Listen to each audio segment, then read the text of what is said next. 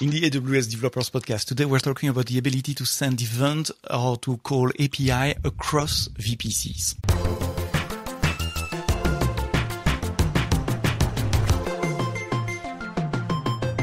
Good morning, good afternoon. Thank you for downloading the AWS Developers Podcast. Today we are going to talk about network and application integration and see how the two works together so that you as a developer can send event or call API from one VPC to another VPC. We're going to explain why, how, and the benefits for you as a developer or an architect. And to talk about that, I don't have one guest, I have two guests today. Ashish Kumar, you're senior product manager in the VPC team, and you're going to explain us the networking part of that new capabilities that we are offering. And Justin Callison, you're director for the application integration categories of service that includes EventBridge, Step Function, I think so as well. That's right. Yes, that's correct. Good. Maybe Justin, we can start with you. What is the challenge we are trying to solve for customer, or that we are solving for customer? Sure, Sebastian. So when we look at the modern enterprise today, it tends to be large and diverse. So when we talk to customers, they don't just have one application that's running in one environment. All of those applications, they have thousands of them. And those applications run across very different environments with a lot of diversity. Could be diversity of technology, and very often they run in different networking environments. And customers moving forward, when they're looking to migrate their applications, modernize, they want to be able to connect these together. And that's really the challenge that we're helping address. So that's a recurring customer demand that we had to be able to invoke resource in another VPC, maybe in another AWS account. I imagine the case for large enterprise where they have dozens, hundreds of accounts and applications that needs to talk to each of them. Exactly. So you might have an organization that has an HR application that they've built. They've had it for years, and it's encapsulated inside of a VPC because they have sensitive data that they want to maintain there. They really like the network encapsulation that they get, and they've maybe been running this for a long time. It exposes an API, and this system is maybe serving a website that they provide to their end customers or to their employees. At the same time, they're starting to build modern applications inside of AWS. And so they're using services like AWS Lambda, they're using Step Functions and EventBridge to compose these together, maybe API Gateway. And they want to use these things together. They want to be able to access that data that's available and information in the HR system and build it into other modern applications that they're building. When those are that HR application is isolated inside of a VPC, it adds a layer of complexity for those developers to access. So what type of complexity? What was required before the change that we are going to talk about today? Yeah, well, a few things. So there are technical things. There are also organizational things. Mm-hmm. So technically, they may choose to say, well, maybe I'm going to take a Lambda function, connect that into that VPC, and use that as a proxy between. That's a solution we would see. So that's an example of a technical solution. There's often an organizational solution because many of these customers, they have dedicated teams, networking teams, security teams, who pay very, very close attention to what traffic is allowed in and out of these VPCs. And in order to do what I did, many of those organizations would not be comfortable having a piece of code that has direct and unfettered access into that VPC. And so despite the technology possibly having a solution, organizationally, it can just be untenable. Yeah, I even saw customers that have a central firewall configuration inside one account and one VPC, and they mandate all the traffic to go through that. That's right. So the organization maybe say, we're happy to have this under the right conditions expose this API endpoint from that HR system, but we're uncomfortable allowing another team to have code that runs with full access into that VPC. Mm-hmm. This is necessary for the security posture that customer has chosen, can also be key to compliance regimes that they are a part of, where they make attestations to auditors, etc., and how do they do these things. And so this can then lead to impedance and cause slowing innovation within these customers because they spend a lot of time trying to talk to each other and find more complex custom solutions. So something that looks simple, like invoke private API in another AWS account, I mean, from a business or technical perspective, it looks simple. The implementation was quite complex. It's a lot of undifferentiated heavy lifting. And this is where we shine typically, when there is something that all customer needs to do that are complex, that do not bring any business added value. This is where we can innovate for our customers. Exactly. And the innovation that we are going to talk to is about EventBridge and Step Function. But to make it possible, we have to change the way the routing in between VPC is working. And that's why you are here as well, Ashish. Thank you for being here. So what did we change in the VPC to allow inter-VPC communication a bit more easier, to make it a bit easier, as Justin described? Yeah, thanks, Sebastian. So we in the VPC team, as Justin was alluding to earlier, we are seeing a lot of customers sort of, adopt this high security posture network architecture where they have, let's say there's an organization that has hundreds of VPCs. And we see these organizations moving towards, a pattern where they want their teams, let's say each development team has their own VPC, to create private VPCs. As in private VPCs that are completely airtight, where there is no internet gateway, it's completely blocked from any kind of internet access.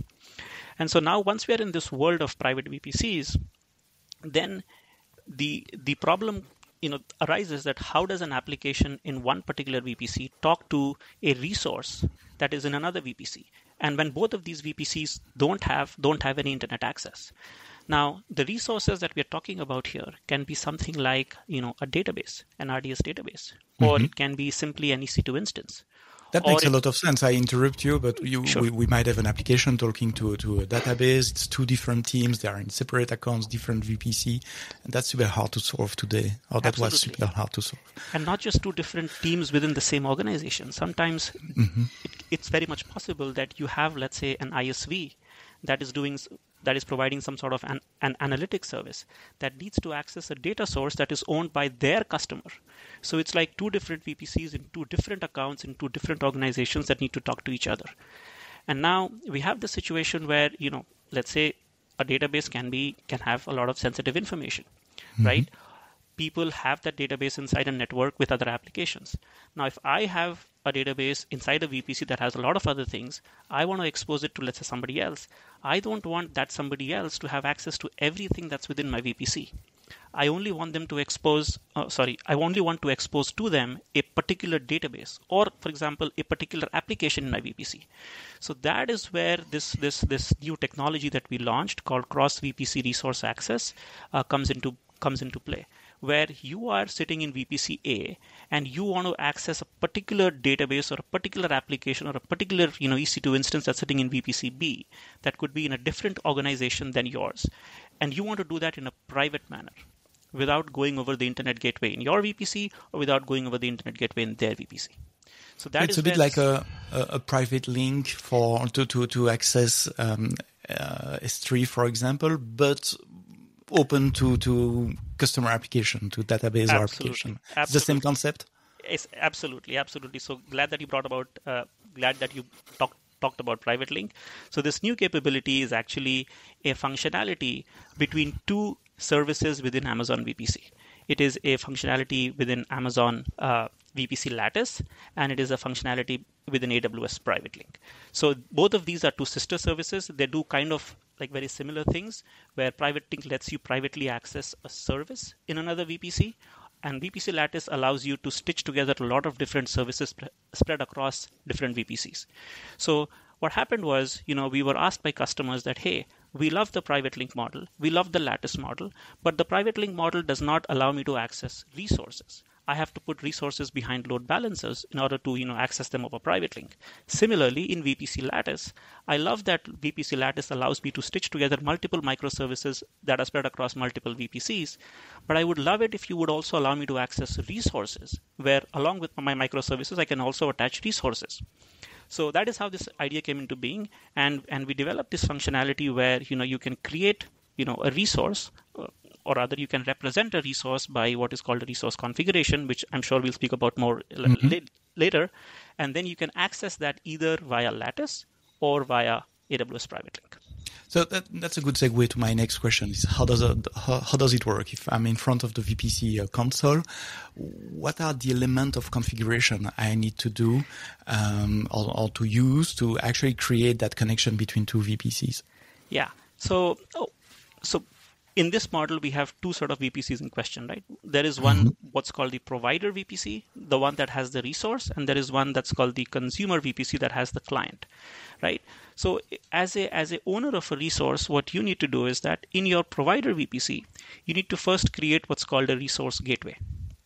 Now, a resource gateway is a construct that allows traffic to enter into your VPC to go to different resources, right? So you need to have a resource gateway in your VPC before you can share resources in that VPC. So in my mental model, I try to put things in boxes, like a diagram in my head. A resource gateway is like a NAT gateway, but for incoming connection to access resource inside my VPC. Yes, that is a good analogy. You can think of it. Internet gateway, but an incoming for incoming traffic, incoming privately.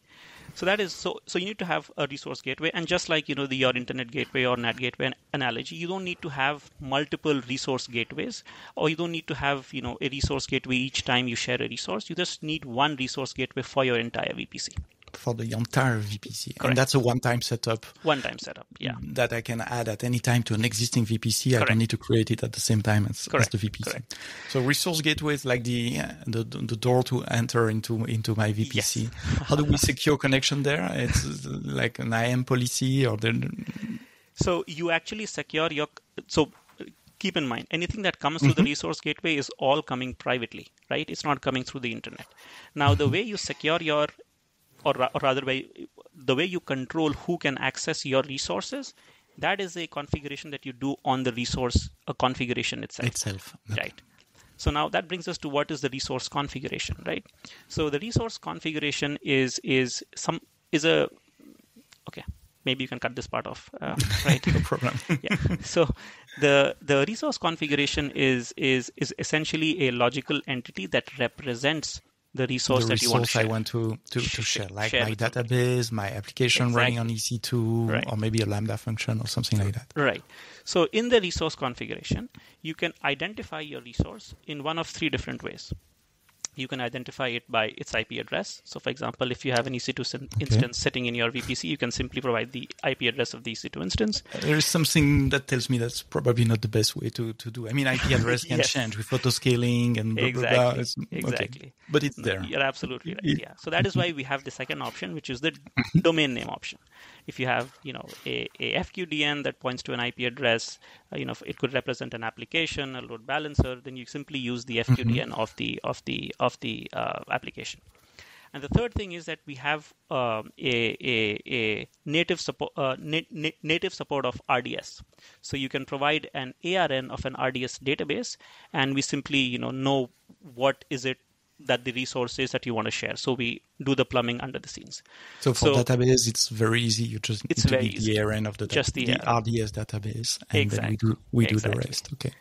So you either give the IP address or the domain name or the ARN in your resource configuration. And then again, it's at VPC level, so it spans all the subnets because we work with fully qualified domain names or IP address, so we don't care exactly in which AZ the resource is located. Correct. You don't have to worry about which AZ, which subnet your resource is in. You just provide its IP or FQDN or its ARN if it's an RDS database. And then coming to your question that how do I control who gets to access it, I simply share my resource configuration with the consumer account. Whichever account I want to enable to access my resource configuration, I simply share my resource configuration with them. When you say share, what do you mean? I copy paste the ARN of that resource configuration? No. Yeah, or there is like a config file or what? That's a good question. So when I say share, I mean share via AWS Resource Access Manager. Okay. So you follow the standard process of AWS Resource Access Manager, create a resource share, add your resource configuration to the resource share, and simply share that resource configuration with, or in other words, add principals to the resource share. And that's from the provider point of view. Now, if we switch the side and I'm a client, I want to access that database that is defined as a resource in another account, what should I do? So if you're a consumer, then first is that, the resource share that's been shared with you via AWS RAM, Resource Access Manager, you first accept that resource share, right? That would be the first step. Now, once you've accepted the resource share, now, as I said, there are multiple different ways for you to enable access to something that's been shared with you, right? There is a private link way. In the private link way, you simply do, what you've always been doing in private link. You simply create a VPC endpoint. We have introduced a new type of VPC endpoint called the resource endpoint. So you simply create a VPC endpoint of type resource and provide the resource configuration that was shared with you. And then you will have an endpoint in your VPC that directly connects to the, in this case, the database, right? So that's the first way. The second way is that if you've been using Lattice, then you're probably familiar with the concept of a service network, right? In a service network, think of a service network as a logical boundary within which you can put multiple things. So think of it as an aggregate, right? So what you can do is you can first define a service network or use an existing service network if you already have one, and add the resource configuration to the service network, right? And now you can simply attach this service network to multiple different VPCs. And each VPC that you attach the service network to will have access to your resource. What about DNS? And then there's a name that is created for my endpoint, or yes. So that the name that's created for your. So let me just complete the service network option. So you create your service network, you add the resource configuration to the service network, and then you attach your service network to multiple different VPCs. There are two ways to attach it. One is you simply what we call the association, where you simply associate a service network to a VPC. And the second is that you use another type of VPC endpoint called the service network endpoint to attach the service network to the VPC. So you either create an association or you create a service network endpoint. Now, there are some differences between the two. Probably we should not go into those, but those are just two different ways. And coming to your question of how so no matter which method you use, the resource endpoint method, the service network association method, or the service network endpoint method, you always get domain names that let you access the resource, from a client in your VPC. So you can simply use those domain names. We create those domain names for you. You can simply use those to get to the resource. Now, so for the client application, they can just use the domain name that was provided. But now there's a catch here. If you're using EventBridge, then you may not have to do all the service network and the creation bit. That is something that Justin will probably be able to better explain. And we're going to explain what is changing on the EventBridge side. I just have one more question for you. Everything that you describe is in between two VPC. These VPC can be into separate accounts, correct? If I understand correctly, and also different region. Or are we talking about something inside the same region? No. So they have to be in the same region. It's a regional sort of construct as of now. That's correct. Okay, so I hope you're still there. That was a lot of networking information, but it's a one-time setup that we can, of course, automate with the CDK, with CloudFormation. It's not something to do in the console, although I love the console to learn, just to create the things the first time in the console to understand the concept and then to automate with CDK code. Now let's move one level up in the stack. I'm an application developer. I'm using EventBridge. Maybe we can shortly recap in 30 seconds what is EventBridge and start from there. So EventBridge, it's a cloud-based event broker, and so it's built into the fabric of AWS, and it's really designed to allow you to connect really any source of events to any destination of those events. Those sources are often AWS services, customers publishing their own events, or coming from SaaS providers. We also have the ability to source events from polling sources like SQS queues or Kafka streams, and to generate those events on a schedule. So that's really what EventBridge is used for. In the end of last century, I used to work a lot with enterprise service bus, ESB, and that was the same idea. An application drops an event, the event is routed to another application, might be enriched. Here we are talking about two different types of events, like infrastructure, like an EC2 instance start, autoscaling, S3, DynamoDB, but also application event. You mentioned SaaS application that can post events to the bus as well. Yeah, those events can, like you said, every service in AWS emits events automatically too, and so many of those are management types of events that you would see for EC2 instances coming up and down. But there are also a lot of services that people use at the application level that emit at this, for example, S3. So you can configure S3 to deliver event notifications to EventBridge, and then you can have access to any of those changes that happen in your S3 buckets. And this is something that is often used by developers at the application level, and is another example of AWS events emitted from services that aren't those management ones, really something that would be of interest to a software developer. And the challenge our customer had then is, the event bus they have inside their account, it's a regional construct inside their account. And everything that we said at the beginning, like be able to send an event from one account to another account or from one VPC to another VPC was quite complex to do without the new network feature that Ashish just described. Yeah, let me talk a little bit about just like I talked about where those events can come in. Actually, one thing I want before you go, that you mentioned like enterprise service buses. So there are some patterns there, but the pattern that we hear customers talk a lot about these days are event-driven architectures. And so they build on some of those concepts where people are building more and more architectures where we have independent producers of events that emit those events to source, and then those can be consumed by other consumers, and it allows for a decoupling and asynchronous processing that is really nice for allowing organizations to move quickly. And EventBridge is really designed to really be a drop-in solution for people building event-driven architectures in the cloud. Now, with EventBridge, we talked about events coming in, but we also send these to a whole bunch of places. You have direct integrations into AWS services. Lambda, SQS, ECS are very popular targets for these. But we also have the ability to send directly to HTTP-based endpoints with a feature we call API destinations.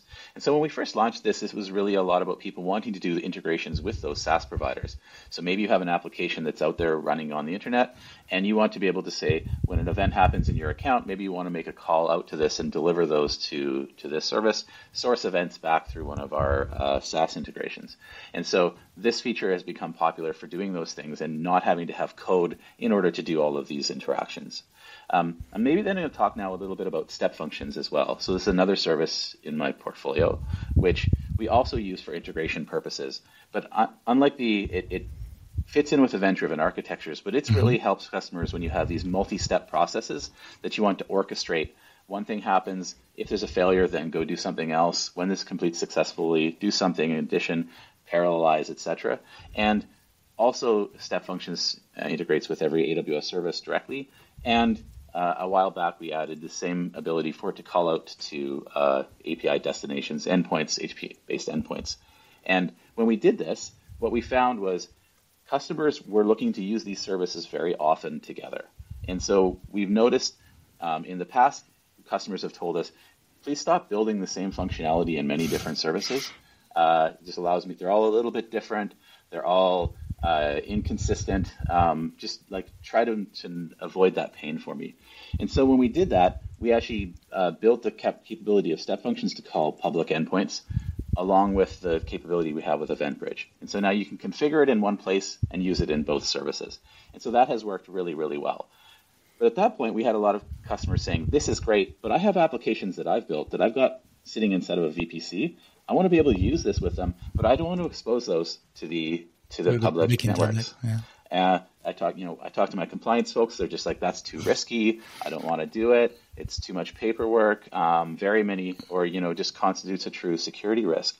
And so when faced with that, those customers were not able to build these direct integrations from EventBridge and Step Functions to HTTP-based endpoints.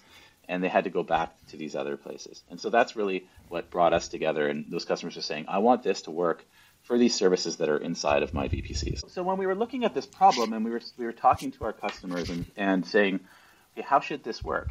And when doing that, we understood the network complexities, etc. So we talked to our partner teams. We talked to the folks in Private Link. We say, hey, what are you hearing? What's going on? And that's when they told us about this VPC resource access. And the team started talking together and said, you know what? I think we're actually looking at the same problem, but from different angles. Our teams were talking to mainly application developers, and Ashish's team was talking to these network engineers.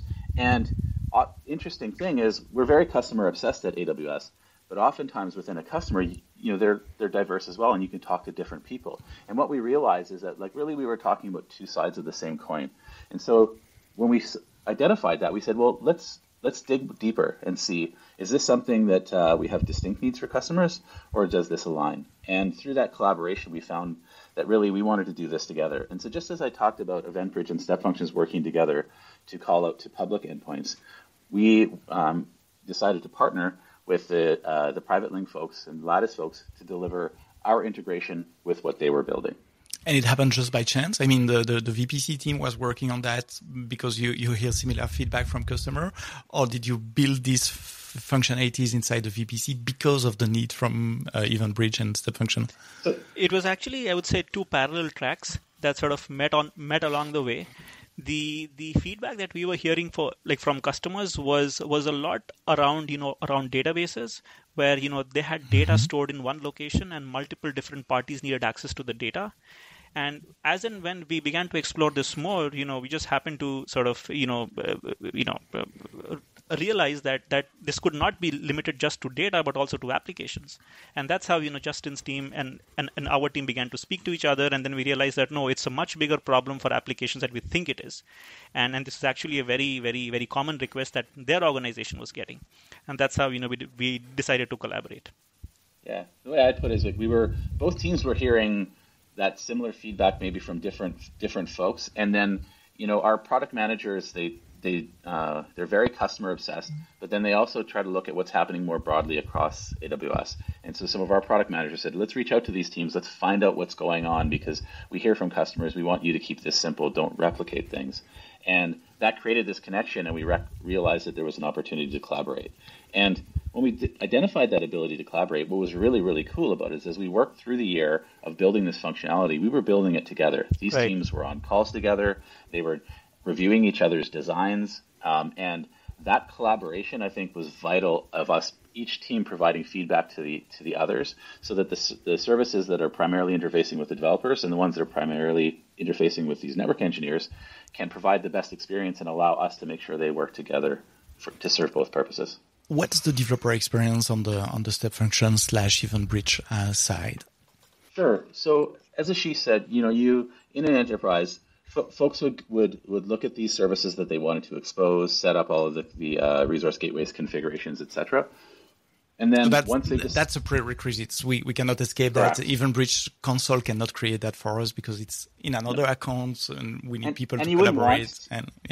Different teams you wouldn't probably really want to. No. Yeah, and actually, maybe this is a good time to say this is why this functionality is going to be most valuable to the organizations that have this large, like several different VPCs. They have a networking team who wants this control to do this, right? And so that's the kind of thing that they're going to want to take their time to set it up the way that they want it to, and to make that happen. So this will be generally, as you said, a prerequisite for the developer. So set up the network foundation correctly and configure that once for all, and then and then take action to share this so that they can be accessed from these services as part of the security controls. We could go probably for another 2 hours to talk about the thoughtful detail we got into from security controls, but effectively you can share it there.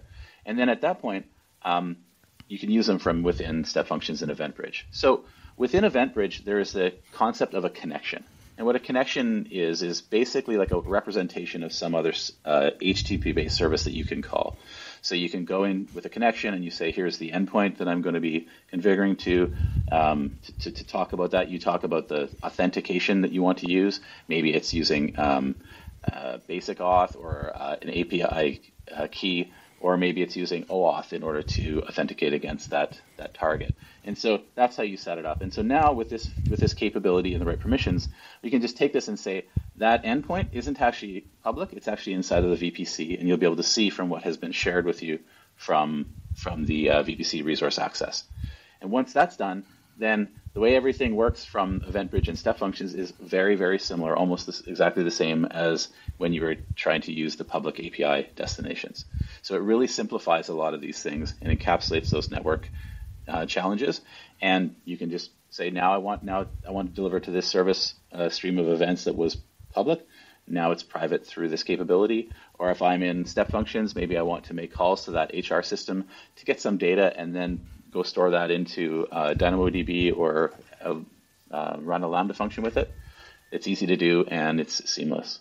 Is there some kind of logging / observing / monitoring capabilities. I'm trying to sit in the shoes of a developer, and by experience, this type of configuration is never working right the first time. You have to debug that a bit, just the time to get started. Yeah, what tools do we have there? So one tool I would talk about is in Step Functions we have this console feature called Workflow Studio. If you haven't seen it before, you should check it out because it's a really nice interface for being able to look at the different types of services you could call, drag and drop them onto a visual canvas, and then configure them with direct feedback. And so you can do this now. You could take your private connection, drop it in there, and say, I'm going to create an API call. Now, with this, what you can then do is it has a feature called the test state. And so you can take that and say, I want to test what would be involved in invoking this.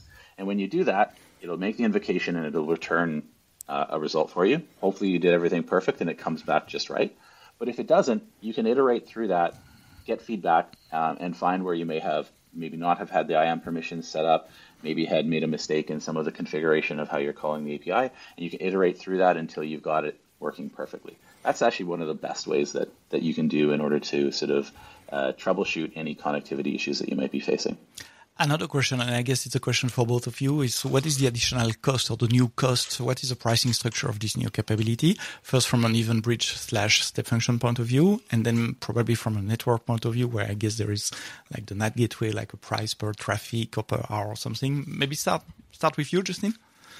Yeah, so from EventBridge and Step Functions, there is no direct additional price. No additional. No additional costs. So the way these features work, so with API destinations for EventBridge, you pay for the number of invocations that you have outbound, and you pay the 20 cents per million in most regions. You don't get charged for the access to the credentials that you store, and they're billed in chunks of 64 kilobytes. So that's the way that has worked with the public. On Step Functions side, there's no specific charge for calling the public endpoints. You would just pay for, if you're using standard workflows, you charge per state transition. And if you're using express workflows, it's just for mainly the duration of how those things run. So that stuff remains the same when we're calling in this regard. And the costs that you incur are actually just from the private link side. This is something the team spent a lot of time thinking about. Of what we didn't want to do is add complexity where people now needed to think of, now my dimensions of pricing within EventBridge and Step Functions have changed, and how does that multiply with network concepts, and how do I now see networking charges against these non-networking services? And we looked at that and we said, that's not going to be what customers want. They want to just be able to have access to the capability provided by private link and have their costs consolidated in one place. Yeah, so as Justin was saying, we've kept the pricing very transparent. So what we've done is that if, in the cross VPC resource access pricing, if you're the provider, you have a resource gateway in your VPC, then, you pay a per GB charge for whatever comes and goes through your resource gateway to your resources. Now, on the consumer side, if you decide to set up connectivity to a resource that's being shared with you, either via the resource endpoint model or the service network model, you pay a per hour charge for the resource endpoint and the service network association to the resource, right? Okay. You also pay a per GB charge for whatever comes and goes to the resource, through your resource endpoint or through your service network. Now, as Justin was saying, that if you're using all of this functionality via EventBridge, then you don't pay the hourly charge for the service network or the resource endpoint. You simply pay a per GB charge that gets billed to you via, cross VPC resource access via private link or via VPC lattice. Okay, so on the client side, there are two metrics. One is the endpoint itself, and then the bandwidth. That's right. And if we use EventBridge or a Step Function, there is no price for the endpoint, just for the bandwidth. That's for correct. Other resource, like if it is my application accessing a database into another account, for example, then the two metrics apply: the per hour for the endpoint and the bandwidth. That's a summary. Correct. That's correct. We launched these new capabilities around reInvent. It was Jeff Barr that wrote that very long blog post that was published end of November, first week of December, somewhere there. I saw a blog post from an AWS community builder as well, called Benoit Bourret, that explained in detail how to configure this with the CDK. And it was great to put some effort there to show what is the CDK code, to create this resource gateway and the resource configuration. I'll put the link into the notes of this blog post, as I'm doing usually. One other resource you might want to add in here too is, we had a lot of fun launching this at reInvent. At reInvent, a few of us, myself and Michael and Uma, did a presentation in detail about this. Oh, yes. So that recording is out on YouTube and goes into a lot of detail on this as well. So that might be handy for readers. There's actually AWS on air, and I will put a link to the YouTube video of that as well.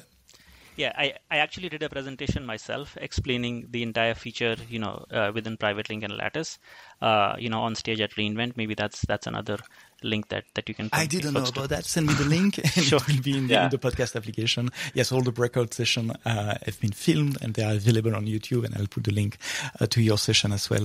Ashish, thank you for that. We don't talk about roadmaps in details, but what are the trends or the future that you're seeing, both from an application integration point of view and from a networking point of view? I don't know where to start, maybe with the lower layer first and the networking.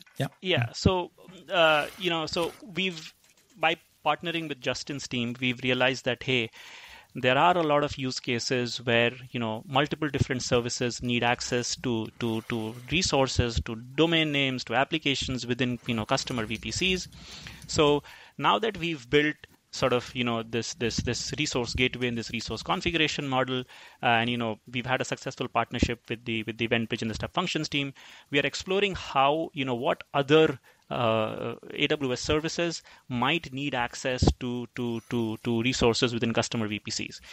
For example, just giving an example, there might be needs to send notifications to a private application, or there might be the need to send backup files to a private server that's residing within a VPC. So we are exploring these kind of use cases and trying to see if we can make this this model of accessing private resources available to other services as well. So that's one. And simultaneously, we are also exploring that today, as I was saying earlier, that today with the ARN option of creating a resource configuration, we only have RDS databases. So what are other such resources that customers want a managed sharing experience for? Some examples could be load balancer. That could be one option. It could also be, for example, cluster-based resources, right? Redshift clusters. I'm not saying that we're actually going to sort of support them, but these are things that we're exploring. And on the other side, on the EventBridge step function. Yeah, so I think very very similarly. So we focused on these HTTP-based services to start with because of what I talked about at the beginning. Customers say they have these applications, they've built them, they've exposed them with these types of APIs, and so that is really what they were asking us most to look into. But similar to what Ashish is saying, what we're hearing from customers, they're saying like, okay, well, I have other resources that are available in these VPC residents. They ask us about things like, well, I have a Kafka cluster in there that I would like to be able to send data to. So that's just like one example. So we're hearing a bunch of that stuff from customers. Maybe they have an EKS cluster that's inside with a private cluster, and they want to be able to call the run job API from that. It's another one that we're hearing quite commonly, again, where we have good integrations publicly, but then people are looking for them private as if this. So these are some of the things that we're hearing from our customers. And I think what they're asking for there is, as Ashish was saying, is again just simplifying what they're responsible for, being able to say, maybe we want to share not just this, a